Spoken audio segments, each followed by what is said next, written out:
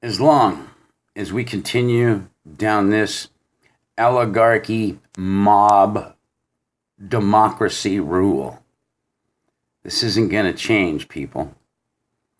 We have a mob rule society, which is a democracy.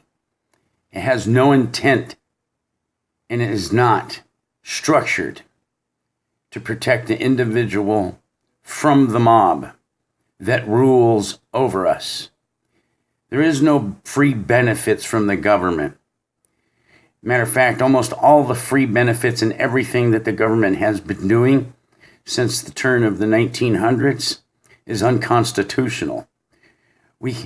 There's no such thing as funding other countries like our little friend in the East and all the other countries that these political shysters are stealing our money and giving it to other people, which is highly illegally done by the terms of the Constitution. We are a republic, and a republic is what protects the individual from the mob rule. This is why there is no free benefits, people. The only free benefits that the government can offer is if they steal 49% of society's wealth from them to support the 51% of the mob rule. See, and this is how stupid they are, is that 49% cannot support 51%. That's where this becomes a social fascism society. Because when the money runs out, because it will, and the benefits will run out, 51%. Did you hear that? 51% of you mob rule people. Your benefits are going to run out one day. I can't tell you how long or how short, but the laws of the way these things work, you're going to run out of resources because you have less people supporting you than the ones that are being supported. That's where we're at. And everyone thinks that they have somebody in office that's got their back. Yeah, but there's a knife in that hand that's got your back, ladies and gentlemen. And you think not. This is where they're fooling you again. Another 65 million people were dragged mentally back on the plantation. Under the form that we're running under right now,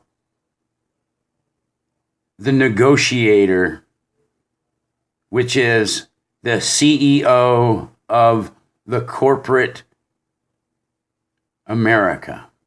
America is a corporation. It's not a nation.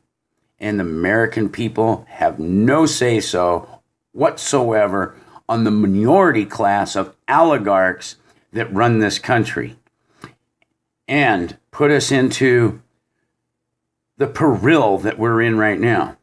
The very blame of everything that's being done is on the weight of the back of all of the political officials that's been in office and are in office currently right now.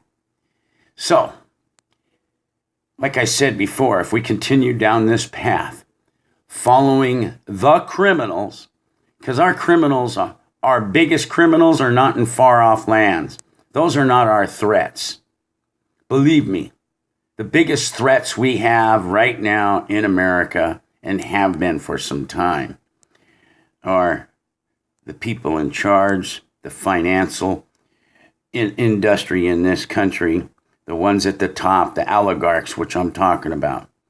They manipulate the money markets. They crash things, causing people to suicide themselves, which is, they should be charged with murder because none of this is a natural act. It's all manipulation. And the money is funny money, man. There is nothing that backs it whatsoever. Nothing. As a matter of fact, the only thing that's backing us right now on the value thereof is our military in foreign occupied lands and stealing their resources. And that is a true fact. Fact, ladies and gentlemen, that no one wants to admit. Because when you start admitting these things, you're going to realize where you really stand on the line of truth and freedom and liberty for all. And it's not for 49% or 51%. In a true republic, we all are protecting each other's individual rights. In a democracy, it's mob rule. The majority is going to fuck over 49% of the country. And that's what we have right now, which causes conflict on many levels. It's not our job to support everybody. And it's not our job to be a welfare state. Have a good fucking Sunday.